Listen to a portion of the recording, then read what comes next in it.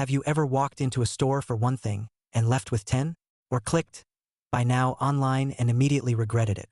You might think it's just a lack of self-control, but it's actually your brain at work. Today, we're uncovering why your brain makes you spend too much and how you can take back control. Your brain is not designed to make you rich. It's designed to make you feel good. Your brain loves rewards. Every time you buy something, your dopamine spikes. Dopamine is the chemical that makes you feel good. It's the same chemical that makes people addicted to video games, chocolate, or social media. In short, your brain gets a little hit of happiness every time you spend money. Now here's the tricky part. Impulse spending isn't about money. It's about emotion. You don't just buy a gadget because you need it. You buy it because your brain wants the feel-good rush. Your brain evolved thousands of years ago, long before credit cards, before online shopping, before ads followed you everywhere. Its job wasn't to build wealth. Its job was survival. Your brain prioritizes comfort, safety, pleasure. Long-term planning, that's not its favorite activity. So, when money appears, your brain asks one question. How can this make me feel good right now? Social media shows luxury, vacations, and lifestyles, and your brain doesn't want to feel behind. So, it pushes you to spend just to feel equal. Retailers know this about the mind, so they design stores and websites to trigger your dopamine with bright colors, limited time offers, and discount timers buttons. All designed to hijack your brain. This is why saving money feels hard. Here's the problem. Your brain prefers a small reward now over a bigger reward later. A snack today feels better than savings tomorrow. A new phone feels better than investing. Saving money doesn't give instant pleasure. So your brain resists it. Meet Alex. Alex works hard. Alex earns enough. But every month ends the same way. Zero savings.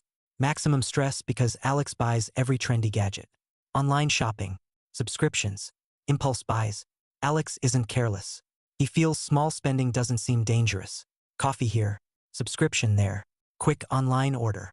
But hey, small leaks sink ships. Alex's brain is just winning. Feels great for a moment. But money disappears fast. Now meet Jamie. Jamie earns the same income as Alex. No special job. No secret advantage. No extra help. But Jamie does one thing differently. Before spending, Jamie pauses. Not because Jamie is afraid to enjoy life, but because Jamie understands something important. Every purchase is a decision about the future. When Jamie wants to buy something, Jamie asks simple questions. Do I really need this? Will this matter next week? Is this worth delaying my bigger goals? Sometimes the answer is yes, and Jamie buys it without guilt. But many times the answer is no, and Jamie walks away. Jamie plans purchase instead of reacting to emotions. No impulse buying. No stress spending. No buying just to feel better for a moment. She saved and the money grows over time. The difference? Not income. It's how their brains control spending impulses. Less stress. More control. More freedom. Jamie didn't earn more than Alex. Jamie didn't work harder. Jamie simply thought differently. And over time, that mindset changed everything. I believe by now you want to be like Jamie. Now to have financial control isn't about force. It's about strategy. You don't fight your brain. You outsmart it. First rule. Pause before buying. A short delay breaks dopamine's control. The urge weakens. Logic returns. Second rule. Automate savings. It means saving money automatically without thinking about it. Most people don't fail to save money because they don't want to. They fail because they see the money first.